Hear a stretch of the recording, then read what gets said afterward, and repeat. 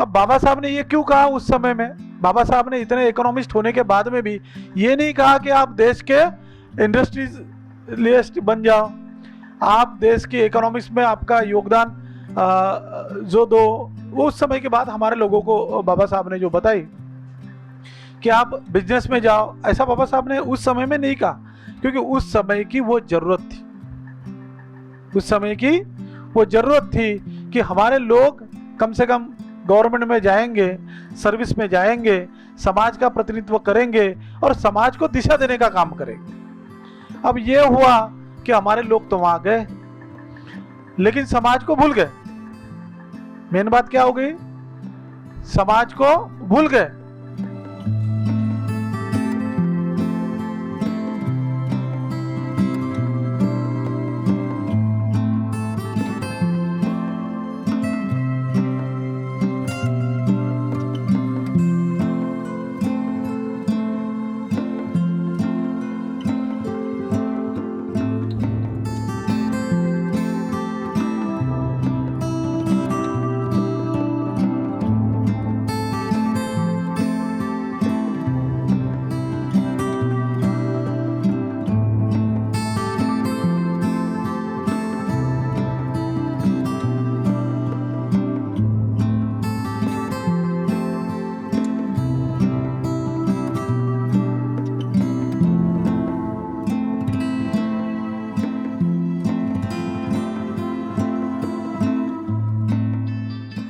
आज हम डॉक्टर बाबा साहेब आम्बेडकर की 135th जयंती celebration मनाने के उपलक्ष्य में यहाँ पर एकत्रित हुए हैं और यहाँ पर हम लोग महात्मा ज्योतिबा फुले की 200 जयंती भी सेलिब्रेशन करने के लिए एकत्रित हुए हैं।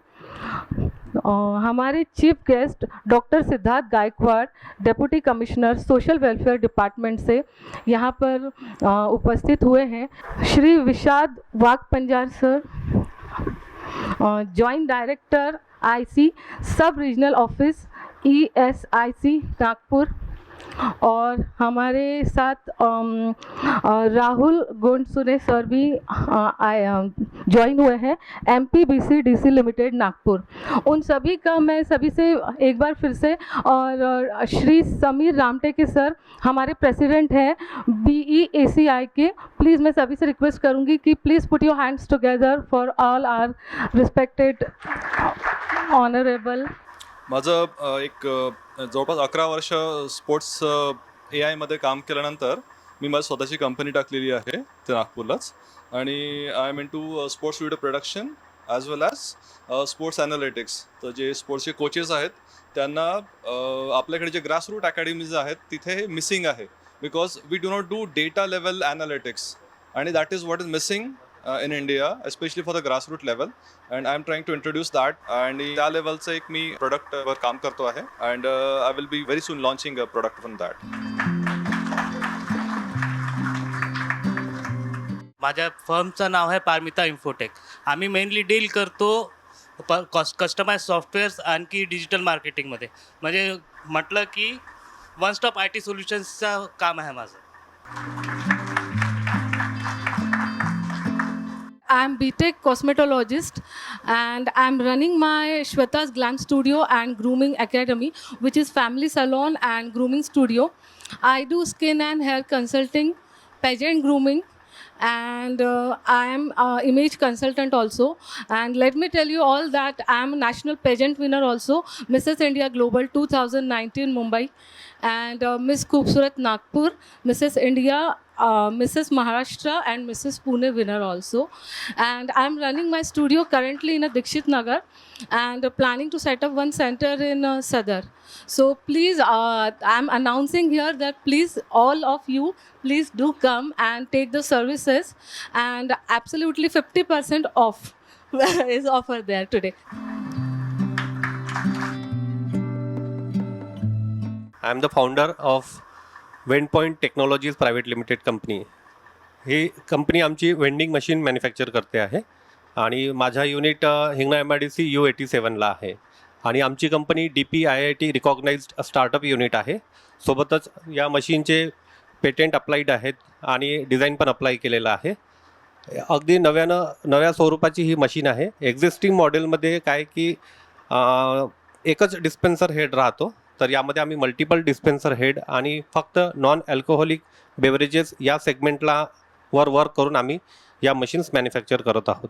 सोबतच या मशीन्स आम्ही दिव्यांगांना प्रायोरिटी बेसिसवर देणार आहोत, जेणेकरून ते रोजगाराभिमुख होतील आणि गरजू लोकांना पण आम्ही ते देणारच आहोत. बस एवढंच आहे. जर का कुणाला खरंच वाटले तर नक्कीच आमच्याकडनं त्या मशीन्स परचेस करा.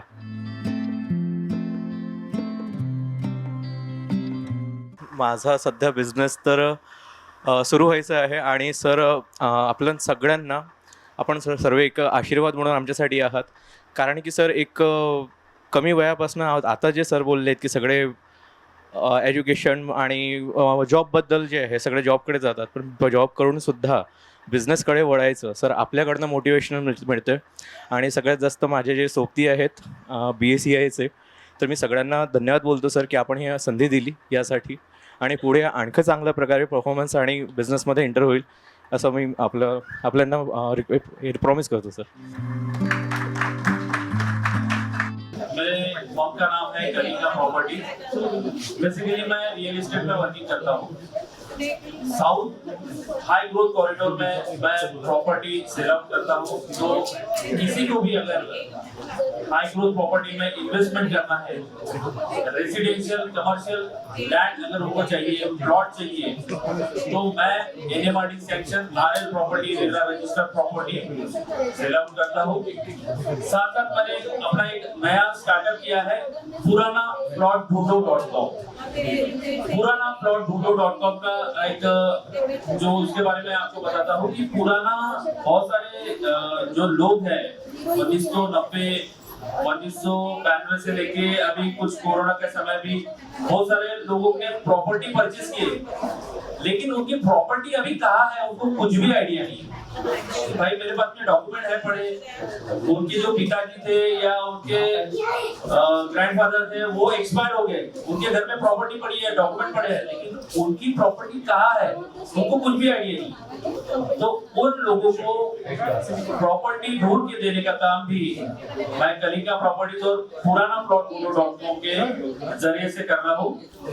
तो मेरा नंबर है 8530704777. आप कभी भी मुझे फोन करके मुझे ज्वाइन कर सकते हैं.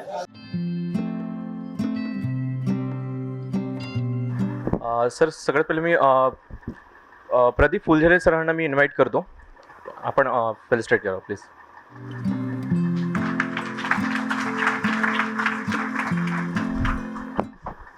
यानंतर संजीवनी मॅम प्लीज आपण.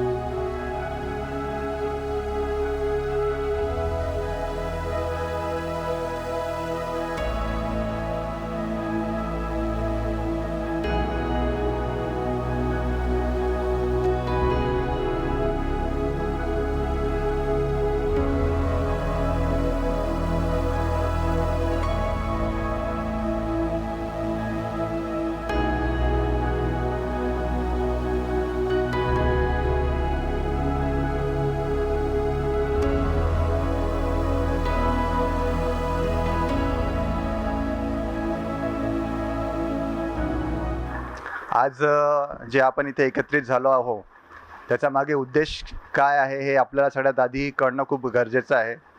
जेव्हाही मी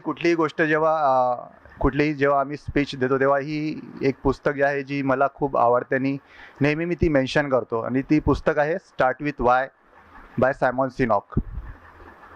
तर सायमॉन सिनॉक यांनी लिहिलेली ही पुस्तक आहे स्टार्ट विथ वाय.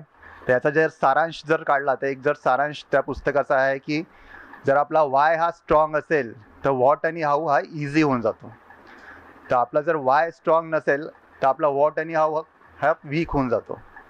तर आपले जे आपण ज्यांना आपण आपले बाबा म्हणतो, आपले बाबासाहेब आंबेडकर, आपले ज्यांची आज आपण भीम जयंती आपण साजरी करत आहोत, त्यांचा वाय हा खूप स्ट्रॉंग होता.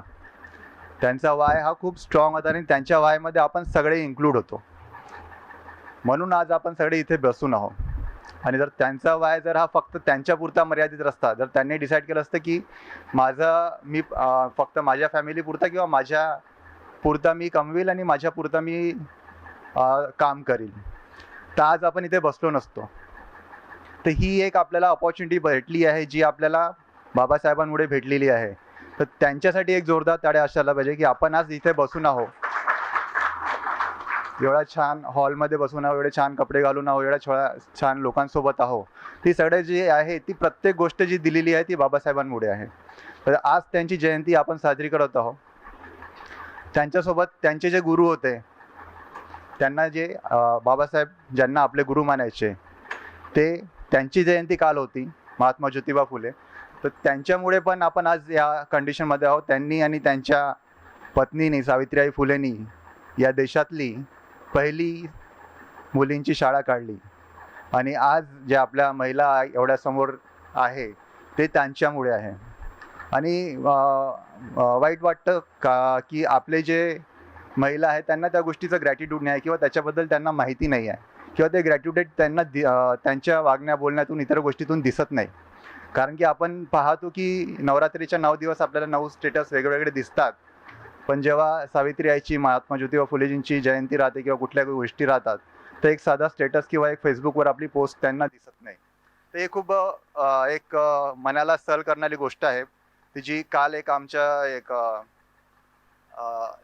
आम्ही छोटा कार्यक्रम घेतला होता महात्मा ज्योतिबा फुले यांच्या जयंतीनिमित्त. तर तिथे पण ही गोष्ट मी शेअर केली होती आपल्या स्टुडंटसोबत. त्या गोष्टीमध्ये कसं की आपल्यालाही लक्ष द्यायला पाहिजे आणि आपणही या इन्व्हॉल्व्ह व्हायला पाहिजे, आपल्या लोकांना जागृत करायला पाहिजे, आपल्या महिलांना जागृत करायला पाहिजे. तर हा जो प्रोग्राम आहे, हा प्रोग्राम त्याचा मागचाच एक उद्देश आहे की आपले जे लोक आहेत त्यांना जागृत करणं. सगळ्यात मेन आहे की बाबासाहेबांनी जे म्हटलं होतं की शिका, संघटित व्हा आणि संघर्ष करा. ठीक आहे. तर आपलं जे शिक्षण आहे आपण घेतो, ऑलमोस्ट संघटित होत आहो पण वेगवेगळे होत आहो आणि संघर्ष जो आहे तो वीक होत आहे, कारण की आपले संघटन जे आहे ते मजबूत नाही होत आहे. आपले जर संघटन मजबूत राहिले तर आपला संघर्ष पण मजबूत होईल. तर आपले जे संघटन आहे त्या संघटनपैकी जे मी आज इथे रिप्रेझेंट करत आहोत ते Buddhist entrepreneurs association of commerce and industry. तर या संघटनेचा जो उद्देश आहे ते आहे की आपल्या समाजामध्ये बिझनेस पर्सन निर्माण करणे आणि बिझनेस करणाऱ्या लोकांना मदत करणे. त्या संघटनेचा उद्देश जो आहे तो जे आमचे फाउंडर चेअरमॅन होते माननीय रत्नदीप कांबळे सर आणि स्वीटी कांबळे मॅडम, तर यांनी ही 15 वर्षाआधी ही दोघांनी मिळून चालू केलेली संघटना आज 15,000पेक्षा जास्त लोकांना कनेक्ट करते, 400पेक्षा जास्त लोकेशन्सवर आणि 7पेक्षा जास्त ओव्हरसीज कंट्रीजमध्ये. उद्देश काय आहे? काय उद्देश आहे की आपल्या लोकांना बिझनेसमध्ये आणणं आणि त्यांना स्टेबल करणं. कारण की बिझनेसमध्ये येणं इझी आहे पण टिकणं मुश्किल आहे. तर त्याच्यामुळे कसं आपल्यासारखे लोक जे आहे, जे ऑलरेडी कुठे ना कुठे सेट झालेले आहे किंवा कुठे ना कुठे एक मार्गी लागलेले आहेत, त्या लोकांच्या मदतीने जे लोक यंगस्टर्स आहेत त्यांना मदत करणं, त्यांना गव्हर्नमेंटच्या स्कीम्स सांगणं, त्यांना गव्हर्नमेंटच्या स्कीम्सपर्यंत पोहोचवणं आणि तिथपर्यंत त्यांना ती स्कीम्स अवेलेबल करून देणं, या सगळ्या गोष्टीसाठी आम्ही मदत करतो. आणि ती जी प्रोसेस आहे ती प्रोसेस स्ट्रीमलाईन करणं, त्यांच्या कुठल्याही अडीअडचणीला त्यांना मदत करणं, या गोष्टीमध्ये आम्ही सगळे इन्व्हॉल्व्ह होतो. या गोष्टीमुळे आमचा पण स्वतःचा फायदा होतो आणि एक आम्हाला पेबॅक टू सोसायटी करायला एक चान्स मिळतो.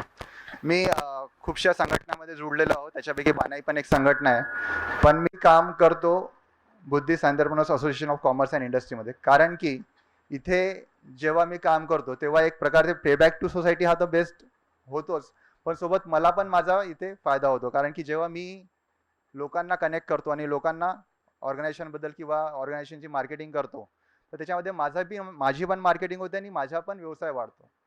तर याच उद्देशाने आम्ही लोकांना कनेक्ट करत आहोत आणि समोर पण लोकांना कनेक्ट करत राहू. तुमच्या पण फ्रेंड सर्कलमध्ये, तुमच्या फॅमिलीमध्ये जे लोक असतील ज्यांना बिझनेस करायचा आहे किंवा ऑलरेडी करत आहे, अशा लोकांनी कनेक्ट, जर तुम्हाला वाटतं की या व्यक्तींनी जर समोर आला त्यांना बिझनेसमध्ये सक्सेस करायचं आहे, त्यांना पण आपण मदत करू आणि गाईड करू. आज या ठिकाणी यांनी हा कार्यक्रम अतिशय चांगल्या याच्यामध्ये आयोजित केला आणि तुमच्या सगळ्यांना म्हणजे समाजासाठी काहीतरी करावं या उद्देशाने त्यांनी हा कार्यक्रम आयोजित केला आणि समाजाला ज्या काही गव्हर्नमेंटच्या काही स्कीम्स असतील किंवा काही योजना असतील त्या सगळ्या योजनांचं सगळ्यांना अवगत झाल्या पाहिजेत आणि समाजाची त्याच्यातून उत्थान झाला पाहिजे, समाजाची प्रगती त्यातनं झाली पाहिजे, ह्या सगळ्यांसाठी यांनी हा कार्यक्रम अतिशय चांगल्या पद्धतीने आयोजित केला. अनेक वर्ष जिल्हा उद्योग केंद्रामध्ये तर काम केलेच आहे 10-1 वर्ष आणि एक साधारण 15-16 वर्ष आम्ही बचत गटांसाठी पण जिल्हा ग्रामीण विकास यंत्रणा अंतर्गत पण काम केलेलं आहे. तर थोडक्यात म्हणजे की महिलांची किंवा उद्योगाच्या संदर्भातच आम्ही काम केलेलं आहे. तिकडे पण जेव्हा आम्ही SHG मध्ये काम करायचो त्या आपण वेळेवर सुरुवात त्या SHGला झाली होती आणि त्या SHG बनवायसाठी महिला बचत गट तयार करण्यासाठी महिला तयारसुद्धा नाही व्हायच्या. पण आज जर तुम्ही हे चित्र पाहिलं, महिला बचत गटांचं चित्र पाहिलं तर नुकतीच आपली झालेली इकडे रेशीमबागला ती एक महिला बचत गटांचं एक्झिबिशन लागलं होतं, कदाचित तुम्ही ते बघितलं असेल. तर त्या ज्या कॉन्फिडन्सनी त्या स्त्रिया तिथे येत होत्या त्याची सुरुवात साधारण एक 10-15 वर्षाच्या आधी महिला बचत गट स्थापनेच्या त्या योजनेमधनं झालेली आहे आणि आज केवढा मोठा वृक्ष आपण तो त्या महिला उद्योजका ज्या उभारून आल्या त्यांच्या वतीने आपण ते चित्र किंवा आपल्या शासनाचं यश आपण बघतोय. तर अशाच उद्देशाने ते जे स्वयंसहाय्यता बचत गट होते तर इकडे जिल्हा उद्योग केंद्रामध्ये आपण स्वयंरोजगार म्हणजे स्वतःचा बचत गटाला नाही तर वैयक्तिक काही लाभ आपण शासनातर्फे देऊ शकतो का असं शासनाने त्याच्यामध्ये हे केलं आणि ही जी स्कीम आहे ती 2019ला शासनाने टाकलेली आहे, मुख्यमंत्री रोजगार निर्मिती कार्यक्रम. आणि ह्या कार्यक्रमाची सुरुवात आपण 2019 पासून बघतोय आणि 19 ते 26 हा या योजनेचा हा जो प्रवास आहे 5 ते 7 वर्षाचा, त्याच्यामध्ये जर आपण पाहिलं तर पहिल्यांदा जे आम्हाला उद्योजक मिळायचे किंवा आम्हाला त्याच्यासाठी वारंवार प्रयत्न करायला लागायचे, बऱ्याचशा संस्थांना किंवा आम्ही वारंवार जाऊन जिकडे आम्ही आपल्या योजनेचं प्रचार प्रसिद्धी करायचो तेव्हा आम्हाला तिकडे बेनिफिशरी मिळायचे आणि नंतर त्या स्कीमचं इम्प्लिमेंटेशन व्हायचं. परंतु आज आम्ही जेव्हा बघतो त्या स्कीमकडे त्यावेळेस अनेक लोकांमध्ये असल्या प्रकारच्या कार्यक्रमाच्या माध्यमातून तुमच्यापर्यंत आणि शेवटच्या टोकापर्यंत ही स्कीम पोहोचत आहे आणि प्रेरणेने त्याच्यामध्ये अर्ज आम्हाला एनरोल होताना दिसत आहे. तर ही स्कीम काय आहे थोडक्यात हे आपण जाणून घेऊया. तर याच्यामध्ये जे स्वयंरोजगार आहे, स्वतःला कोणालाही स्वतःचा बिझनेस टाकायची असेल तर त्याच्यामध्ये जो आपल्याला मिनिमम भांडवल जे लागते ते मिनिमम भांडवल जर तुमच्याकडे अवेलेबल नसेल तर तुम्हाला या स्कीमच्या माध्यमातून बचत बँकेमधनं कर्ज प्लस शासनाचं अनुदान प्लस 5 ते 10% तुमचं स्वतःचं कॉन्ट्रीब्युशन याच्याने ह्या स्कीममध्ये तुम्हाला स्वतःचा बिझनेस उभारू शकता तुम्ही आणि तुम्ही तो स्वतः जे काही तुमची कल्पना आहे स्वतःचा बिझनेस लावण्याची किंवा जे काही तुमचं स्वप्न असेल की आपण छोटासा बिझनेस लावून काहीतरी त्याला समोर मोठा करायचा आहे तर हे स्वप्न तुम्हाला ह्या योजनेमधनं साकारता येऊ शकते. तर 50,000 पासनं ते 1 CR 1 करोड पर्यंतचं तुम्हाला याच्यामध्ये मॅन्युफॅक्चरिंग ॲक्टिव्हिटीसाठी तुम्हाला कर्ज याच्यामध्ये उपलब्ध होऊ शकते. मॅन्युफॅक्चरिंग ॲक्टिव्हिटी सगळ्यांना कळते की काहीतरी रॉ मटेरियल आपण यूज करून त्याला प्रोसेस करून आपण फिनिश प्रॉडक्ट जे बनवतो त्याला मॅन्युफॅक्चरिंग, मग सुईपासून ते मशीनपर्यंत कुठल्याही प्रकारची मॅन्युफॅक्चरिंग ॲक्टिव्हिटी तुम्ही ह्याच्यामध्ये घेऊ शकता आणि 1 करोडपर्यंतचं कर्ज तुम्हाला याच्यातनं मिळू शकते.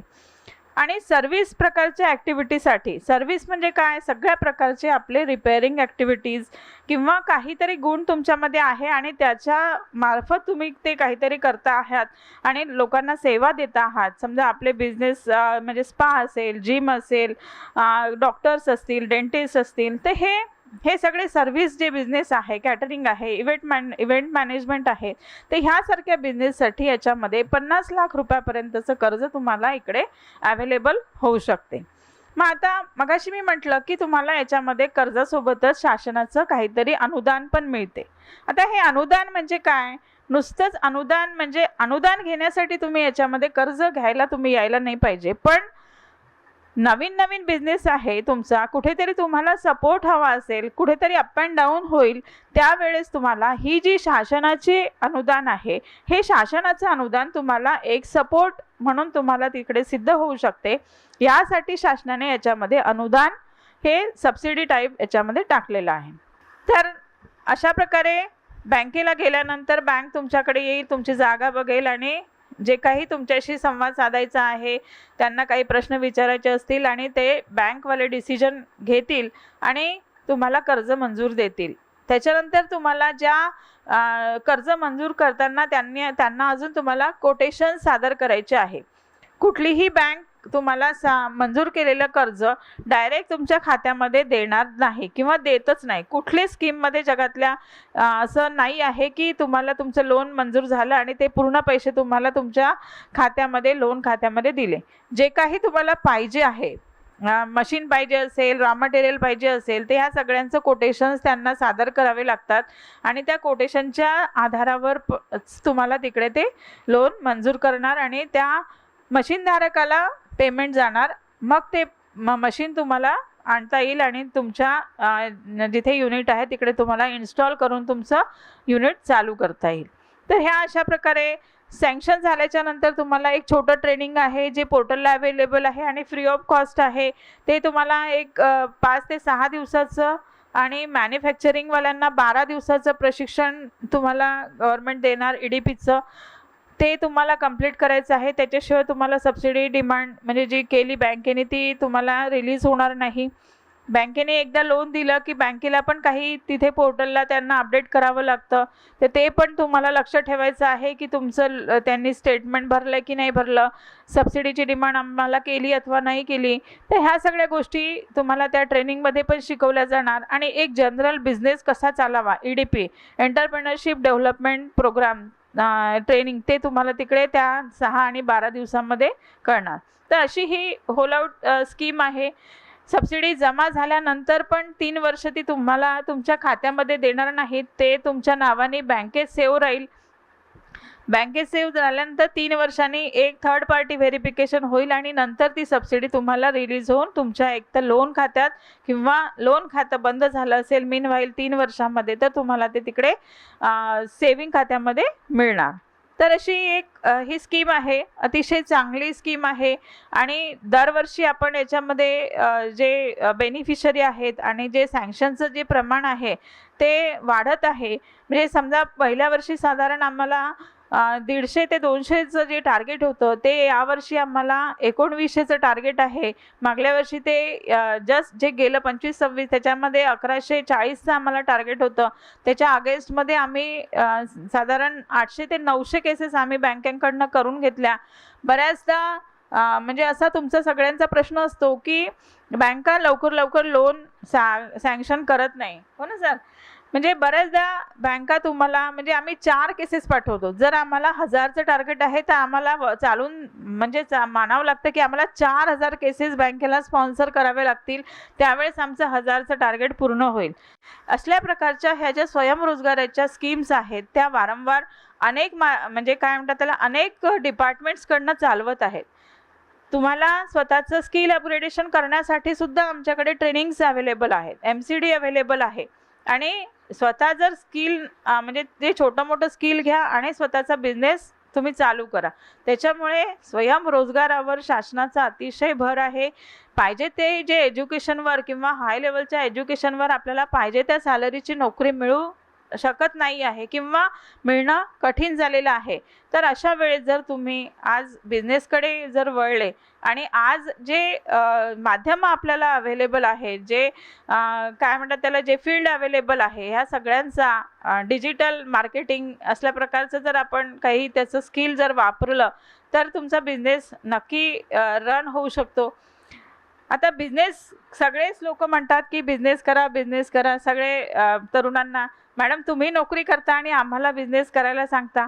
तर हा प्रश्न नक्कीच आहे, परंतु ज्या परिस्थितीमध्ये आपण आहे त्या परिस्थितीमध्ये जे आम्ही एक 22-26 वर्षाच्या आधी जी परिस्थिती होती त्यावेळेस इतकं म्हणजे काय म्हणतात त्याला बिझनेस म्हणून आम्हाला कोणी सांगितलंच नाही.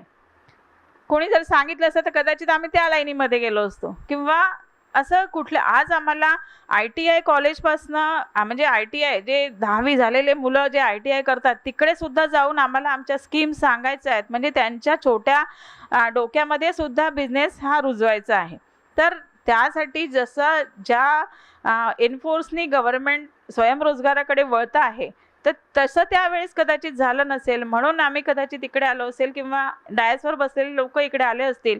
आणि जे आमच्या पिढीतले लोक जे चुकून माकून बिझनेस लाईनला गेले आणि त्यांचे आणि आज आमची जर आपण एक म्हणजे साधारण तुलना तर नाही म्हणणार पण साधारण आपण एक लक्ष घातलं तर असं आपल्याला जाणवेल की आमच्यात आणि त्यांच्यात खूप सारा फरक नक्कीच जाणवतो. एक बिझनेस जे देतं ते एक नोकरी तुम्हाला देऊ शकत नाही. एक 20-30 वर्षानंतर जर तुमचं जे बिझनेसमधला जो आर्थिक तुमचा पोर्टफोलिओ राहील आणि आमचा जो पोर्टफोलिओ राहील याच्यामध्ये खूप फरक राहतो. त्याच्यामुळे जर आज तुम्ही बिझनेसमध्ये वळले, आज जे तरुण तरुणी आहेत, छोटे आहेत, ज्यांना आज त्यांच्या हातात वय आहे, एक 4-5 वर्ष जर आहे तर त्यांनी बिझनेसमध्ये जर आले तर त्यांना एक सस्टेनेबल टाईम पण ते बिझनेसमध्ये सेट होण्यासाठी मिळू शकेल. अशा प्रकारच्या योजनांमधून तुम्हाला शासनाचा सपोर्टसुद्धा घेता येईल आणि तुमचा जो बिझनेस आहे तो अधिक वाढवता येईल. आता एक साधारण कोरोना समजा आला, त्या कोरोनामध्ये पण जे लोक म्हणजे सगळ्यांना वाटलं असेल की नोकरीवाले सगळ्यात खुश होते, बिझनेसवाले नव्हते. पण जे समोर आले, ज्या संस्था आल्या, ज्या संस्थेने बाकी ज्या लोकांसाठी जे काम केलं ते पण बिझनेसमॅनच होते आणि तेच लोक समोर येऊ शकले कारण आज बिझनेसमध्येच पैसा आहे. आज त्यांनी स्वतःला पण सस्टेन केलं आणि प्लस त्यांचे वर्कर प्लस त्यांनी सोशल म्हणजे समाजामध्ये पण अजून स्वतःचं दान करून स्वतःचे इन्व्हेस्टमेंट करून सुद्धा त्यांनी समाजाला पण एक चांगलं म्हणजे काय म्हणतात त्या काळामध्ये एक मदत पण केली आहे. तर बिझनेस शिवाय मला नाही वाटत की आता आपण काही दुसऱ्या याच्याकडे जाऊ शकतो. ज्यांना नोकरी करायची आहे, ज्यांना ती मिळाली त्यांनी अवश्य तिकडे जावे. पण ज्यांना मिळाली नाही किंवा ज्यांना उपजतच नोकरीचं हे आहे किंवा बिझनेसचा छंद आहे, छंदच म्हणावं लागेल कारण बिझनेस हा एक काय म्हणतात त्याला नुसतंच काय म्हणतात नोकरी जशी आहे ती आम्हाला एकदा लागली की त्याच्यासाठी प्रयत्न करण्याची गरज नसते. पण एकदा बिझनेसमध्ये आले तर ते तुम्हाला सतत त्याच्यामध्ये राहावं लागेल, स्वतःला अपग्रेड करत राहावं लागेल, सतत स्किलफुल राहावं लागेल. तर हे जो डेव्हलपमेंट आहे हा डेव्हलपमेंट नोकरीमध्ये मला नाही वाटत मिळू शकेल म्हणून. आणि जगाची आणि जे परिस्थितीची डिमांड आहे त्या पद्धतीने तुम्ही बिझनेसमध्ये जायला पाहिजे. महाराष्ट्राच्या रक्तामध्ये बिझनेस नाही आहे असं आपण म्हणतो, परंतु आपल्यासारख्या पिढीने जर आता याच्यामध्ये लक्ष घालणं चालू लागलं तर 1-2-3 पिढ्यानंतर नक्कीच तुम्हाला आपल्या महाराष्ट्राच्या लोकांमध्ये पण रक्तामध्ये पण बिझनेस तुम्हाला दिसू शकेल. फक्त आपल्याला आत्ता जी सुरुवात आपण जे करतो आहे त्यासाठी तुम्हाला तिकडे जास्ती मेहनत मात्र नक्कीच घ्यावी लागेल. आणि मेहनत तर सगळ्याच फील्डमध्ये घ्यायची आहे. तुम्हाला तिकडे नोकरीमध्ये पण मेहनत घ्यायची आहे आणि इकडे पण मेहनत घ्यायची आहे. मेहनत घेतली तर बिझनेसमध्ये तुम्हाला तिकडे काहीतरी ग्रोथ दिसेल, पैसा दिसेल. पण इकडे नोकरीमध्ये एक बांधलेला पगार आहे, त्याच्या व्यतिरिक्त तुम्हाला 1 रुपया तुम्हाला जास्ती मिळणार नाही. तर हा डिफरन्स आहे. एक नोकरी 98व्या वर्षी मला माझ्या मुलाला किंवा माझ्या ॲन्सेस्टरला हँडओव्हर करता येत नाही, पण एक बिझनेस हा तुम्हाला तुमच्या नेक्स्ट जनरेशनला नक्कीच हँडओव्हर करता येते. आणि त्यांनी जर त्याच्यामध्ये जर ओतलं, आपला जीव ओतला किंवा आपले स्किल्स ओतले तर तुम्हाला तो नक्कीच तो पिढ्या फ्लरिश होत जाईल. अशानेच मोठे जे अदानी झाले किंवा अंबानी झाले या प्रकारचे बिझनेसमॅन तयार झालेले आहेत. आणि आज जे आपण छोटं जे रोपटं लावू नक्कीच 5-10 वर्षांनी पण आपले देशपांडे किंवा पाटील किंवा पाबळे किंवा साबळे हे सुद्धा मोठे प्रकारचे बिझनेसमॅन झालेले तुम्हाला भविष्यात दिसू शकतील. फक्त आणि फक्त सुरुवात करा आणि स्वतःला अपग्रेड करत राहा. म्हणत नाही मी की बिझनेस हा अतिशय सोपा आहे. आजच्या काळामध्ये काहीच सोपं नाही, पण मेहनतीने त्याच्यावर तुम्हाला मात करता येते आणि स्किल्स अपडेशननी तुम्हाला त्याच्यामधलं जे काही मर्म आहे ते तुम्हाला नक्कीच गावू शकतं आणि तुमचं जे स्वप्न आहे ते नक्कीच पूर्ण होऊ शकतं. तर स्कीम्स खूप आहेत इथे. अनेक जण तुम्हाला वेगवेगळ्या प्रकारच्या स्कीम्स सगळ्या डिपार्टमेंटच्या सांगतील, पण जी स्वयंप्रेरणा जी तुम्हाला स्वतःहून निर्माण करायची आहे, एक जे पाऊल तुम्हाला टाकायचं आहे, जे डिसिजन तुम्हाला घ्यायचं आहे, हे तुमचं स्वतःचं आहे आणि त्या डिसिजनवरच बाकीचं सगळं जो लाभ आहे शासनाचा हा सगळं डिपेंड आहे. तुम्ही एक पाऊल चाला, 10 पाऊल सगळे तुम्हाला डिपार्टमेंट तुम्हाला तुमच्या पाठीशी आहे. आणि या ठिकाणी सगळ्यांना ज्यांना कोणालाही स्वतःचा बिझनेस लावायचा असेल किंवा ह्या अशा प्रकारच्या कार्यक्रमात तुम्ही आला म्हणजे तुमची स्वतःची काहीतरी डिमांड आहे, तुमची स्वतःचं काहीतरी इच्छा आहे, तर ह्या सगळ्यांना तुम्ही एक भविष्यात एक मोठे उद्योजक म्हणून तुम्ही नक्कीच नावारूपास याल अशी मी आशा आणि इच्छा प्रकट करते. नागपूरमध्ये पोटेन्शियल खूप आहे आणि याच्यामध्ये ना आयडियाज तुम्हाला आणावं लागणार आहेत. यांनी जसे म्हटलं की वेंडर मशीन, तर हे प्रपोजल तुम्ही आणा. एक्झाम्पल जसं तुम्ही म्हटलं की गव्हर्नमेंटच्या कोणते हॉस्पिटल आहेत, आमचे हॉस्पिटल आहेत, आमचे हे आहेत ना, तर आमचे एम्प्लॉयर आहेत. तुम्ही सांगा की इथे आमचे इतके हे आहेत, 10 लोक आहेत आणि त्यांना आम्ही परमिशन द्या, तर परमिशन आम्ही हे करू शकतो. That can be done. अजून काही समजा जसं IIM सोबत टायअप केलं, असं आता आमचे पण काही हॉस्पिटल राहणार आहेत, आमचे म्हणजे ESICचे आमचे पण काही एम्प्लॉयर आहेत, तर असे काही ना काही इंटरॅक्शन आपण असं करू शकतो. But the idea is that it is not appropriate for us from this forum to tell you something. हे तुम्ही परम्युटेशन कॉम्बिनेशन करून ते करायचं. आणि वन थिंग इज दॅट की मला याची कल्पना नव्हती की नागपूरमध्ये पण एंटरप्रेन्योरशिप या लेवलपर्यंत चाललं. तर हे खूपच जास्त एक पॉझिटिव्ह परिणाम आहे आणि समवेअर डाऊन द लाईन मला वाटते की डेव्हलपमेंटची जे ट्रू स्टॅटिस्टिक्स आहे हे इथे आहे की आपण आपल्या मनानं काही ना काही करत आहे. आणि जसं मॅमनी म्हटलं मला तेव्हा मला एक गोष्ट विचारली आली होती, मी त्याला रिपीट करतो. 15-20 वर्षापूर्वी जो पण आज इंजिनिअरिंग ग्रॅज्युएट होता त्यावेळेसच्या त्याच्या ॲस्पिरेशन होता की गव्हर्नमेंट जॉब घ्यायची आहे. आज तो जो आहे तो कोणत्या ना कोणत्या एक तर एंटरप्रेन्योरशिप त्याचे डेब्यू करायचं राहणार आहे, नाहीतर तो विचार करणार आहे की मला कुठे ना कुठे बाहेर जायचं आहे. तर आयडिया इज दॅट आपली जे एम ॲस्पिरेशन्स आहेत ते पहिलेच्या मुकाबले काही ना काही जास्त झालेले आहेत आणि we are there to sustain that momentum. आमच्या डिपार्टमेंट कोणताही असो काही असो, बट आमचा एम जो आहे तो सेम आहे. आमच्या मिनिस्ट्रीनी म्हणजे ministry of labour government of इंडियानी खूप चांगली एक हे केली होती, पहल केली होती, त्याला म्हणतात कन्व्हर्जन्स. तर मला असं वाटतं की तसं काही ना काही स्टेट गव्हर्नमेंट लेवलवर नाही तर या असोसिएशनतर्फे असं करायला पाहिजे. आम्ही लोकांनी कसं केलं होतं की आमच्या मिनिस्ट्रीच्या थ्रू म्हणजे मिनिस्ट्री ऑफ लेबरमध्ये बरेचसे डिपार्टमेंट आहेत, जसे CLC आहे, सेंट्रल लेबर कमिशनर, ESIC आहे, employee state insurance corporation, EPFO, mines. त्यांनी असं केलं होतं की आम्ही महिन्यामध्ये एक वेळा ऑफिशियली भेटूया आणि कोणी पण एका डिपार्टमेंटमध्ये आला कोणी माणूस, तर त्याला आपण हे सांगायचं की कुठे जायचे आहे आणि आपण त्याला नॉट ओन्ली फक्त डायव्हर्ट करायचं, त्याचं काम करून द्यायचं. जे बाहेरचा माणूस आहे त्याच्याकडे सरकार जो आहे एक टच पॉईंट एक आहे, त्याला आपण म्हणू की या कामासाठी इथे जा, त्या कामासाठी तिथे जा, त्याच्यामध्ये पर्पज सर्व नाही होत. त्याला बिचाराला माहीतच नसतो की इश्यू काय आहे, नाहीतर टच पॉईंट कुठे आहे, कुठे आपल्याला जायला पाहिजे. तर आय थिंक या फोरमच्या माध्यमांनी ॲटलिस्ट आपण असं करू शकतो की आपण एक इन्फॉर्मेशन विंग म्हणायच्या. आमच्याकडून आम्ही जे पण सांगितलेले आहेत मला वाटते 50% गोष्टी कळलेल्या आहेत, 50% साठी अजून काही ना काही क्लॅरिफिकेशन पाहिजे असतं. तर ॲटलिस्ट आपण असं करू शकतो की तुम्ही इथे एक हे सांगा, आम्ही आमच्या डिपार्टमेंटच्या कोणाला अलाईन करून टाकू की असं. आता मॅडमचे काही याच्यासोबत काही क्वेरी हे आले, काही अजून लोक असतील की ज्यांना क्वेरी आहेत पण ते आता येऊ शकले नाही आहेत, तर you just tell us through हे, आम्ही जो पण करेक्ट पर्सन आहे त्याला आम्ही अलाईन करून टाकू. ठीक आहे. आता कमिंग बॅक टू ESIC, जे आता मॅडमनी सांगितलं ते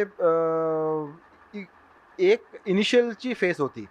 ESIC म्हणजे काय की जेव्हा तुमची कंपनी रनिंग आहे, ESIC म्हणजे ESIC इंडियाची सोशल सिक्युरिटी ऑर्गनायझेशन आहे. सोशल सिक्युरिटी म्हणजे की समजा तुमच्या फॅक्टरीमध्ये एम्प्लॉयमेंटमध्ये कधीही काही झालं तर नॉर्मल कोर्स ऑफ थिंग्समध्ये त्याची रिस्पॉन्सिबिलिटी जी होते ते एम्प्लॉयरची राहते कधी काही झालं तर. दुसरी गोष्ट की समजा ज्याला आपण सोशल सिक्युरिटी म्हणतो वर्कर पॉईंट ऑफ व्ह्यू, समजा काही कमी जास्त झालं की ले ऑफ झाला, काही अनफॉर्च्युनेट ॲक्सिडेंट झाला, तर त्याचं घर कसं चालणार आहे, तर त्याच्यासाठी ESIC आहे. समजा वर्करला काही जरी झाला, बिमार झाला, तर त्या बिमारीच्या समजा तो 20 दिवस बिमार आहे, त्या 20 दिवसाची पगार ESIC देणार आहे. समजा त्याचा काही अनफॉर्च्युनेट ॲक्सिडेंट झाला, त्या ॲक्सिडेंटचा जे पण खर्च आहे, जे पण मेडिकल फॅसिलिटी आहे, ते ESIC देणार आहे.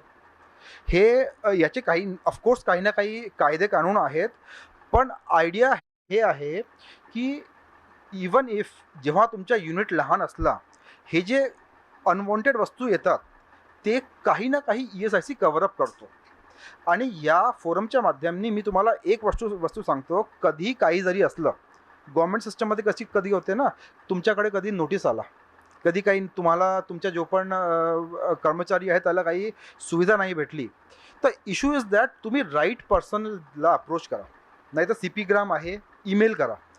कधी कधी काय होतं की आता असं आमच्या इथे पूर्ण विदर्भ आहे, प्रत्येक विदर्भमध्ये एक ना एक ESICचे ऑफिस राहणार आहे. तुम्ही एक तर ईमेल ना, फोननी, नाही तर मग फिजिकली तिकडे जाऊन आपला जे पण ग्रीव्हन्स आहे ते तिथे काही ना काही रायटिंगमध्ये द्या. इश्यू इज दॅट काही ना काही ते आमच्याकडे यायला पाहिजे. आणि आय एन्श्युअर की आमच्या नोटीसमध्ये आला, वी विल काही ना काही आम्ही त्याचं सोल्युशन हे करू, जे पण रिजनेबल सोल्युशन आहे. ठीक आहे. आय थिंक की जे पण मॅक्सिमम लोक राहणार तिथे मॅन्युफॅक्चरिंगमधले नसणार आहेत. आमच्या यासाठी एक मिनिमम थ्रेशोल्ड हे राहतो की कमीत कमी 10 लोक काम करणारे पाहिजेत. आणि त्याची जे थ्रेशोल्ड आहे ते थ्रेशोल्ड आहे की 21,000च्या कमी पाहिजे ॲज ऑन टुडे. ते आता राईज होणार आहे ते लिमिट. तर आयडिया इज दॅट जे पण गव्हर्नमेंटने मॅन्डेट केलेली थ्रेशोल्ड आहे त्याच्या खाली तुमचे जे पण कर्मचारी आहेत त्यांना आम्ही ॲज ए ESIC सोशल सिक्युरिटी कव्हर देऊ. हे काइंड ऑफ इन्शुरन्स आहे. इन्शुरन्समध्ये काही पर्टिक्युलर फॅक्टर्स घेतात. आमच्याकडे एक त्याची पूर्ण लाईफमध्ये जे पण लागतो की मेडिकलपासून त्याच्या एज्युकेशनची काही असं झालं, मॅटर्निटी बेनिफिट, हे सगळं हे करण्यात येतं. ठीक आहे. तर आयडिया इज दॅट तुम्ही गुगलमध्ये जसंच ESIC टाकणार आहात, कारण की आय डोंट थिंक की टाईम घेऊन मॅडमचा खूप रिलेव्हंट होता. आमचा जो विषय आहे ते फक्त जे मॅन्युफॅक्चरिंग आणि खूप म्हणजे वाईड ऑडियन्सला अपील नाही करत. तर वी आर देअर. तुम्ही आमच्या ऑफिसमध्ये, आमच्या ऑफिस ST बस स्टँडच्या जवळ आहे. तुम्ही नाही तर कोणताही पण म्हणजे व्यक्तीला ज्याला इन्फॉर्मेशन पाहिजे असली तो वेलकम आहे. आमच्या ऑफिसमध्ये या. कामगार विभाग ST बस स्टँडच्या जवळ आहे. तर with this I will close hair. आपल्याकडे एक स्टार्टअपसाठी 50,000ची योजना आहे, त्याला अनुदान योजना असे म्हणतात. त्याच्यामध्ये 50% हे तुम्हाला अनुदान मिळते. म्हणजे जर बँकेने 50,000 रुपये तुम्हाला सँक्शन केले तर त्याच्यामध्ये 25,000ची सबसिडी ही महामंडळाकडून तुम्हाला मिळते. म्हणजे तुम्हाला रिपेमेंट जे करायचं असते ते 25,000चं फक्त बँकेला करायचं असते. म्हणजे एक छोटासा बिझनेस ज्याला चालू करायचा असेल तर तो 50,000पासून आपला सुरुवात करू शकतो. पण याच्यामध्ये अट असं असते की ती जी केस आहे, लोन केस, ती बँकेने सँक्शन करायला पाहिजे. ती जर रिजेक्ट झाली तर त्या अनुदानाचा फायदा तुम्हाला मिळू शकणार नाही. आणि व्यवसायाची कोणतीही अट नाही. तुम्ही मॅन्युफॅक्चरिंग युनिट टाकू शकता, तुम्ही सर्व्हिस युनिट टाकू शकता, किंवा तुम्ही ट्रेडिंग युनिट पण टाकू शकता. व्यवसायाची कोणती अट असण्यानं आहेच नाही, तर तुम्हाला म्हणजे त्याच्यामध्ये काही करायची गरज नाही आहे. तुम्ही कोणताही बिझनेस टाकून त्या योजनेसाठी तुम्ही अप्लाय करू शकता. दुसरी योजना अशी आहे की त्याला बीज भांडवल योजना म्हणतात. 50,000च्या वर 5 लाखापर्यंत ती योजना आहे. याच्यामध्ये क्रायटेरिया असा आहे की 75% रक्कम ही बँकेची असते, 20% रक्कम ही महामंडळाची असते, आणि 5% हा तुमचा स्वतःचा सहभाग असतो. 75% जी रक्कम बँक देते ती बँकेला परत करायची असते त्यांच्या व्याजदराने. 20% रक्कम जी महामंडळ देते त्याच्यामध्ये 50,000पर्यंत तुम्हाला सबसिडी मिळते. आणि 50,000च्या वर जर 20% रक्कम जात असेल तर ती महामंडळाला 4% दराने तुम्हाला ती परत करायची असते आणि 5% हा तुमचा स्वतःचा सहभाग असतो. याच्यामध्ये पण व्यवसायाची कोणतीही अट नाही, कोणताही तुम्ही व्यवसाय करू शकता. आणि अधिक याच्याबद्दल आणखी काही डॉक्युमेंटेशन आणि काही अटी शर्ती असतील तर आपलं ऑफिस आहे गव्हर्नमेंट ITIच्या समोर, सामाजिक न्याय भवन, बी विंगला 3ऱ्या माळ्यावर, रूम नंबर 301ला. आणखी काही आपल्या थेट कर्ज योजना चालतात NSFDC आणि NSKFDCमध्ये, ज्याच्यामध्ये बँक इन्व्हॉल्व नसते. महामंडळाकडून ते कर्ज तुम्हाला मिळत असते. त्याचा व्याजदर हा 4 ते 6% असतो फक्त, आणि त्याच्यात पण सबसिडीची सुविधा तुम्हाला मिळते. याच्यामध्ये बँकेचं काही झंझट नसते आणि त्याचं जे सँक्शनिंग असते ते आमच्या हेड ऑफिसवरूनच तुम्हाला मिळत असते.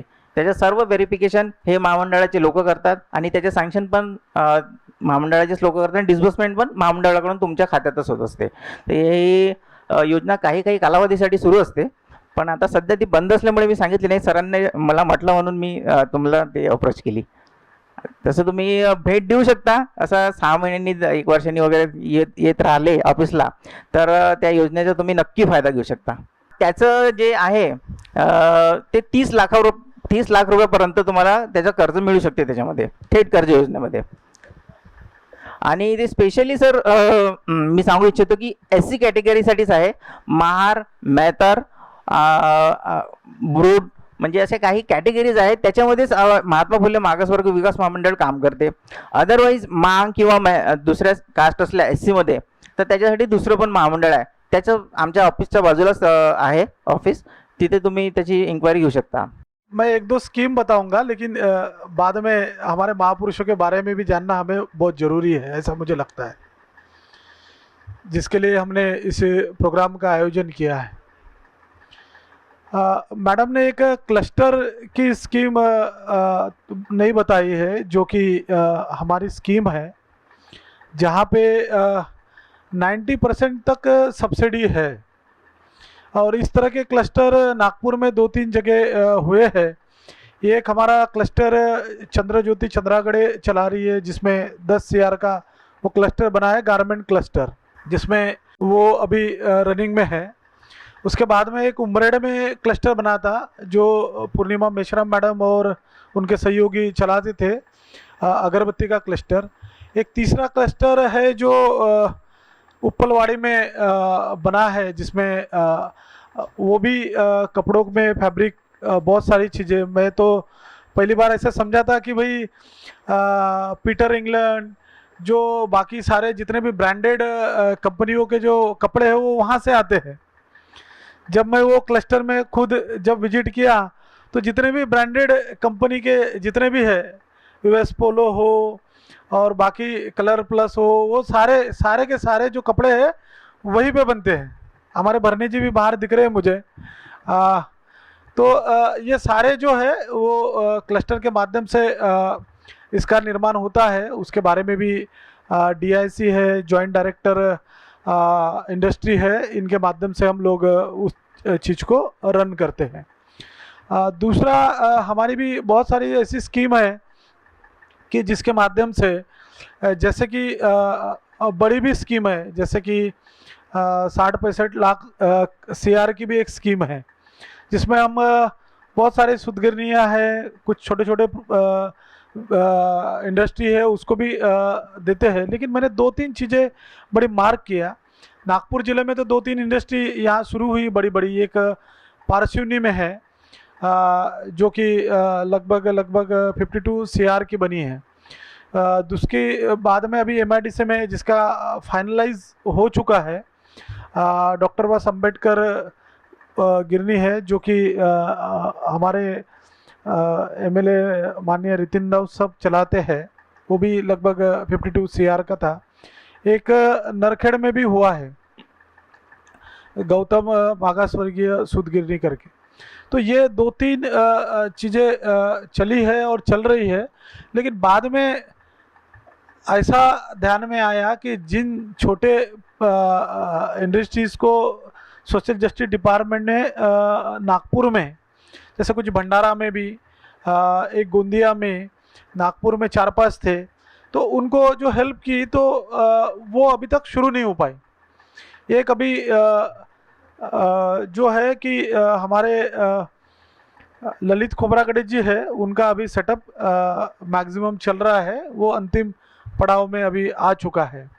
लेकिन बहुत सारी जगह पे मैंने देखा है कि जो लोग बिजनेस के लिए जैसे कि पूर्व ज्ञान नहीं होने के वजह से बहुत सारे लोगों ने इंडस्ट्रीज़ के लिए पैसा तो ले लिया सरकार से, पहला हफ्ता लिया, फिर गवर्नमेंट की अपेक्षा क्या होती है कि भाई आपने जिस चीज़ के लिए ये सारी चीज़ें की तो उसको कम से कम एक स्टार्ट हो जाए वो पहले हफ्ते में। जैसे किसी को 2 करोड़ रुपए दिया, 3 करोड़ रुपए दिया, 4 करोड़ रुपए दिया, तो 4 करोड़ों में कम से कम वो इंडस्ट्री रन कर जाए और बाकी जो सारी चीज़ें हैं धीरे धीरे उसको आगे बढ़ते रही, जिसमें सेकंड इंस्टॉलमेंट देने की बात होती है। लेकिन मैंने देखा वहाँ जाके तो लोगों ने पहले हफ्ते में ऐसी बड़ी बड़ी चीज़ें ली। एक उमरेड में हमारा एक उमरेड के MIDC में शुरू हुआ, जबकि वो उन्होंने जगह भी मिली वहाँ पे, उन्होंने बहुत बड़ा कंपाउंड बांध लिया और क्या कर लिया, एक ट्रक खरीद लिया। अब सोचिए, प्रोडक्शन हुआ नहीं, कुछ भी नहीं हुआ और ट्रक खरीद लिया, 2-3 गाड़ियाँ खरीद ली जिसका कोई यूज़ वहाँ नहीं होता है। तो इस तरह की जो चीज़ें होती है इसलिए वो बड़ा दिक्कतें होती है। फिर गवर्नमेंट उसको NPA में जाती है, फिर रिटर्न भी नहीं कर सकते हैं क्योंकि पैसा तो खर्चा कर चुके हैं। तो ये सारी चीज़ों को ध्यान में रखते हुए बिजनेस का ज्ञान, बिजनेस की पूरी जानकारी, जो चीज़ हम शुरू कर रहे हैं उसके बारे में पूरी डिटेल्स जानकारी, क्या मार्केट उसके लिए है, नहीं तो फिर क्या होता है। मैंने देखा कि कोल्हापुर ज़िले में हमारे डिपार्टमेंट ने जो पैसा दिया, बहुत सारी कॉटन इंडस्ट्री वहाँ खुल गई। अब वहाँ तो रन हो गई, अभी जस्ट यवतमाल में भी जिनका नाम रामदास आठवले जी के नाम पे है, वो वहाँ पे भी शुरू हो गई, मानकर जी ने वहाँ शुरू किया। लेकिन यहाँ से कॉटन वो कोल्हापुर में जाता है। देखिए, यहाँ से कॉटन कोल्हापुर में जाता है, वहाँ इंडस्ट्री रन होती है और बहुत बड़े पैमाने में, वहाँ पे भी विजिट करके आया कोल्हापुर में, बहुत बड़े पैमाने पे वहाँ इंडस्ट्री रन कर रही है। लेकिन मैं उसी इसमें देखता हूँ कि हमारे मेश्राम जी थे नागपुर में, उन्होंने या कॉटन, सर्जिकल कॉटन की इंडस्ट्री खोलने की कोशिश की, लेकिन वो रन नहीं हो पाई, जबकि कॉटन यहाँ सारी चीज़ें हैं। तो ये क्यों नहीं हो पाया? तो हमारे लिए जो हम उसके लिए हम भी जिम्मेदार नहीं है, वो हमारी सोच उसके लिए जिम्मेदार है। मैं दूसरी ओर लेके जाना चाहता हूँ कि हम जैसे कि जानते हैं कि बाबा साहब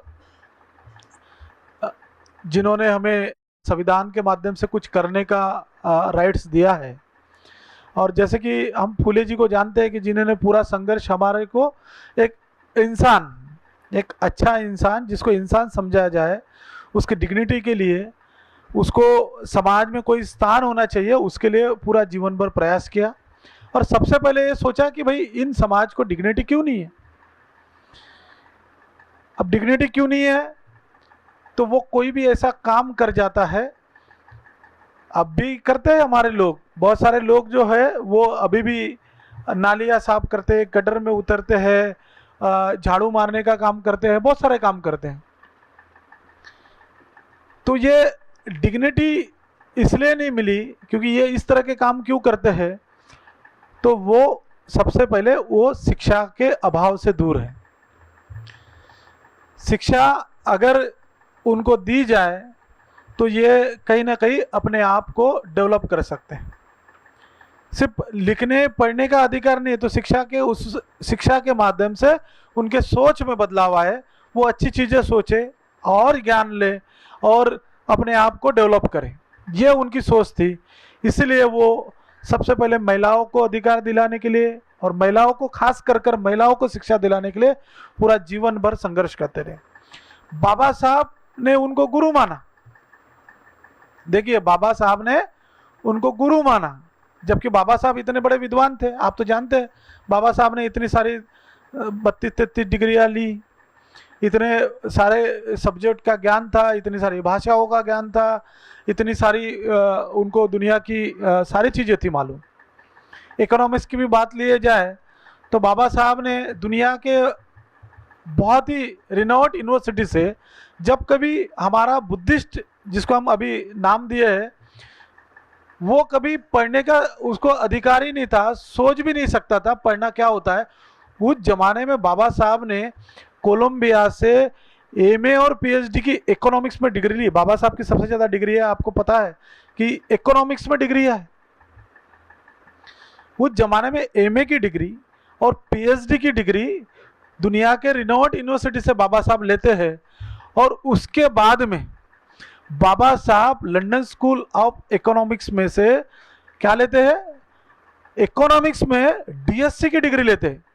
आप सोचिए, ये अभी भी थोड़ा इतिहास है कि बाबा साहब ने उस समय में जब डीएससी की डिग्री ली इकोनॉमिक्स में, तो साउथ एशिया में डिग्री लेने वाले पहले आदमी थे। सोचिए कितनी बड़ी डिग्री थी बाबा साहब के लिए।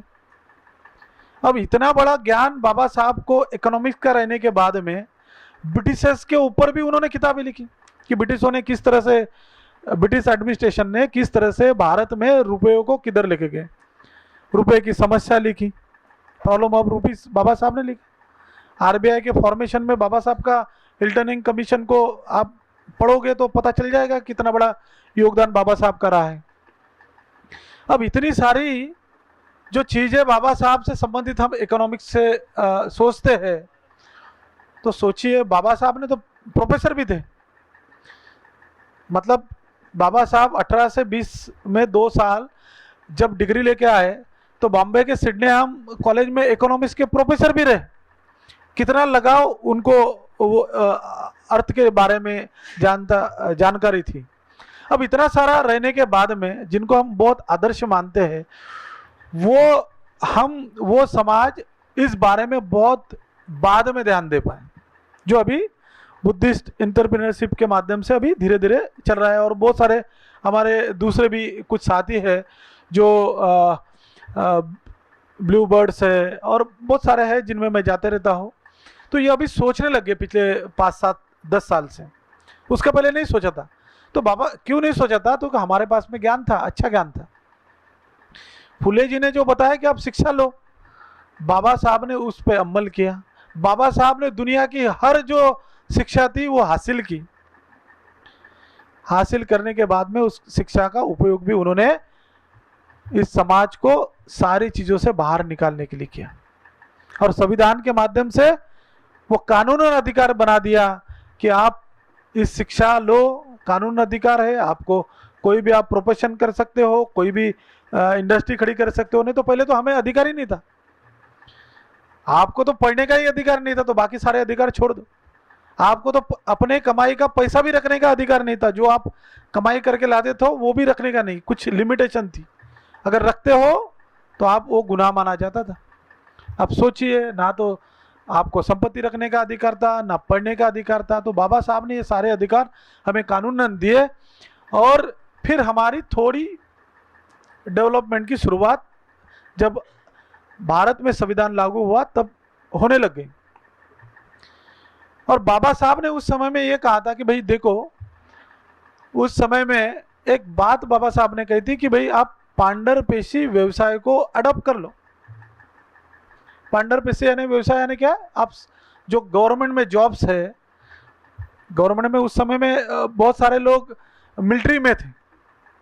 जब बाबा साहब पूरा काम कर रहे थे तब बहुत सारे लोग हमारे मिलिट्री में थे, बड़े बड़े ओहदे पे चले गए।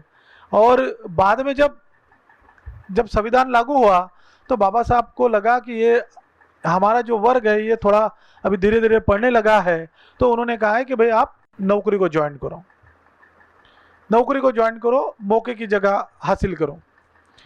अब बाबा साहब ने ये क्यों कहा उस समय में? बाबा साहब ने इतने इकोनॉमिस्ट होने के बाद में भी ये नहीं कहा कि आप देश के इंडस्ट्रियलिस्ट बन जाओ, आप देश की इकोनॉमिक्स में आपका योगदान जो दो। उस समय के बाद हमारे लोगों को बाबा साहब ने जो बताई कि आप बिजनेस में जाओ, ऐसा बाबा साहब ने उस समय में नहीं कहा, क्योंकि उस समय की वो ज़रूरत थी।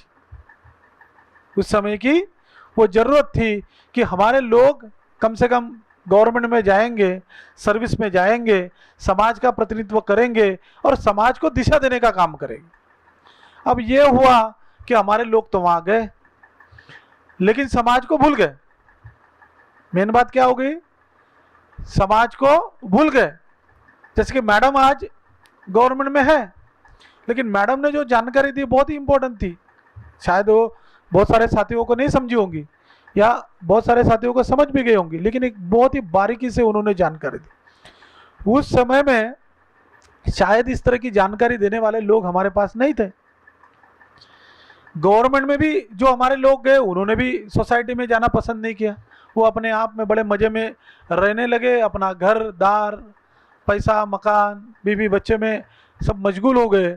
और बाबा साहब की जो थ्योरी थी, बाबा साहब की जो बात थी, जब 1991 में जो ये ग्लोबलाइजेशन, प्राइवेटाइजेशन, ये कि जो जब आया एलपीजी का फार्मूला, तब हमारे लोगों की सोच उस समय में 91 में मेरे ख्याल से सबकी सब थी, हर एक को नौकरी चाहिए थी। तो ये मैं क्यों बोल रहा हूँ कि ये जो मानसिकता है हमें बदलनी पड़ेगी ताकि हम लोग उसमें आगे जाएं। जिन लोगों ने इस मानसिकता को अडॉप्ट किया है, नागपुर में बहुत सारे एग्जाम्पल्स हैं हमारे सामने। एक मुस्लिम कम्युनिटी है जो कि बहुत ही छोटे मोटे व्यवसाय करती है, ना तो मैडम के पास बहुत कम जाती है क्या? शेड्यूल कास्ट के लोग सबसे ज़्यादा आते होंगे, लेकिन मुस्लिम कम्युनिटी मुझे नहीं लगता है कि डीआईसी के पास में आती होगी, बहुत कम, यानी 1-2% आती होंगी। एक दूसरी कम्युनिटी है, सिंधी कम्युनिटी है, वो मुझे तो लगता है आती ही नहीं है। तीसरी एक कम्युनिटी है, सिख कम्युनिटी है, वो भी सारे बिजनेसों में है, वो भी शायद ही आती होगी। लेकिन वो इतने पढ़े लिखे नहीं रहने के बावजूद भी उन्होंने अपना एक कैपिटल अलग से खड़ा किया है, अलग से अपना वजूद खड़ा किया है। हाँ, इधर एक नागपुर में बोहरा कम्युनिटी भी है, वो कभी नहीं आती मैडम के पास में, लेकिन उन्होंने अपना एक वजूद खड़ा किया है अपनी इंडस्ट्री में और अपने मेहनत और लगन से। तो हमें भी, हम लोग वो कर सकते हैं, हम में वो टैलेंट है, क्योंकि बाबा साहब ने वो आपको शिक्षा के माध्यम से टैलेंट दिया है और बाबा साहब को हमने फेल कर दिया। फेल करने की बात मैं क्यों कह रहा हूँ कि बाबा साहब ने सबसे ज़्यादा डिग्रियाँ इकोनॉमिक्स में ली और बाबा साहब का इकोनॉमिक्स वो आज फेल हुए नज़र आता है, क्योंकि हमारे लोग उस क्षेत्र में नहीं गए, क्योंकि उस चीज़ को नहीं समझे। तो अगर हमारे महामानवों ने हमें उस चीज़ को उस समय में नहीं बताया, लेकिन उन्होंने कुछ लिख के भी रखा है, उसको अगर हम सही तरह से पढ़ ले, समझ ले, तो समय के अनुसार हम अपने आप को बदलाव ला सकते हैं और इस बदलाव के माध्यम से हम हमारी इकोनॉमी खड़ी कर सकते हैं, क्योंकि आपके पास में टैलेंट है। मुझे लगता है, मैंने वो अध्ययन किया है, क्योंकि मैं बहुत सारे लोगों को स्कॉलरशिप पिछले 20 साल से दे रहे हैं। मुस्लिम समाज के लिए तो स्कॉलरशिप ही नहीं थी पिछले कुछ सालों से, अब भी जस्ट माइनॉरिटी स्कॉलरशिप धीरे धीरे शुरू हो रही। सिख समाज के लिए भी कुछ नहीं थी, और सिंधी समाज के लिए भी नहीं कुछ थी, लेकिन हमारे लिए स्कॉलरशिप थी। हम तो लोग पढ़ लिख कर बहुत आगे बढ़ गए। अब इतना पढ़ा लिखा होने के बावजूद भी अगर वो उस मानसिकता से बाहर नहीं निकलता है और अपने आप को बदले हुए परिप्रेक्ष्य में नहीं डालता है, तो मुझे लगता है कि फिर मैंने इसलिए कहा कि बाबा साहब फेल हो गए, हमारे लोगों ने फेल कर दिया। तो उस हमारे जो बाबा साहब जिन्होंने हमें एक इंसान का दर्जा दिया है, जो हमें इंसान नहीं समझता था आज इंसान समझने लग गए, जो हमें बाहर बिठाता था वो आज अंदर बिठा रहे हैं, जो लोग आज भी हमें गांव के अंदर नहीं आने देते साथियों, ये ध्यान में रखिए, क्योंकि हमारी स्कीम कोई बंद नहीं हुई। 1974 में हमारी एक स्कीम चलती है जो आज भी चलती है, दलित वस्ती सुधार योजना, जिसमें हर जिले में 50 CR हर साल देती है गवर्नमेंट, और बाद में भी और 2-3 स्कीम है उसके साथ में। गांव के बाहर ही आज भी हमारे देहातों में जाओ आप, रिमोट में हमारे घर वहां पे भी है आज। तो हमें उस लोगों के लिए भी काम करना है, हमें अपने आप को भी थोड़ा आगे लेके जाना है। और जो हमारे महापुरुषों ने जो रास्ता दिखा है समता मानवता का, जो संविधान के माध्यम से हमें दिया है, तो उनकी सोच थी कि भाई संविधान जो इस देश में लागू हुआ है तो उसमें 2 सोच 3-4 सोच दी थी। हमारे संविधान की बहुत अच्छी सोच है कि जिसमें समता हो, समानता हो, न्याय हो, बंधुता हो, ये स्टेट धर्मनिरपेक्ष हो, है ना, ऐसा ही है ना। हमारे लोगों ने इस तरह की सोच निर्माण की ना। ये कोई संविधान की सोच कोई अकेले बाबा साहब की सोच थोड़ी थी, इस देश के लोगों की सोच थी कि भाई ये देश हमें किस डायरेक्शन में लेके जाना है, इस देश को हमें किस डायरेक्शन में लेके जाना है, ये लोगों की है, क्योंकि we are the people of India. ऐसे ही हमने शुरुआत की और हमें भी समर्पण है। इस देश की सोच थी। तो ये देश कैसा होना चाहिए? सेकुलर होना चाहिए, सोशलिस्ट होना चाहिए, जिसमें न्याय हो, बंधुता हो, लोगों की डिग्निटी हो। इस तरह का देश हमें होना चाहिए, इक्वालिटी होना चाहिए। अब ये सोच इस देश में मुझे लगता है कि 75 साल होने के बाद में भी डेवलप नहीं हो पाई। क्यों नहीं हो पाई?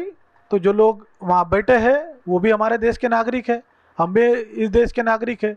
एक नागरिक के प्रति उनकी जिम्मेदारी थी कि हर एक नागरिक को वो संविधान के सोच के अनुसार ढाला जाए, लेकिन वो नहीं कर पाए। उस सोच को डेवलप नहीं हो पाई वो सोच। इसलिए इस देश में आज हम देखते हैं कि उन लोगों ने इस देश का जितना भी परसेंटेज, आप पढ़ते हो कि कुछ लोगों के पास में है कितनी सारी संपत्ति है इस देश की, है ना, ऐसा ही है ना। एक 8-10% के पास में देश की 50 से ज़्यादा परसेंटेज संपत्ति का ये इकट्ठा हो गई है। क्यों हो रहा है ऐसा? क्योंकि वो संविधान की जो बाबा साहब की सोच थी कि बाबा साहब चाहते थे कि भाई पॉलिटिकल आपको इक्वालिटी तो दी है, लेकिन बाबा साहब चाहते थे कि भाई ये इक्वालिटी को आप इकोनॉमिकल इक्वालिटी और सोशल इक्वालिटी में आप ट्रांसफ़र कर लीजिए, तब ये देश सही मायने में एक देश बनकर रह जाएगा। तो वो नहीं हो पाया। तो अभी हमारा देश किधर जा रहा है?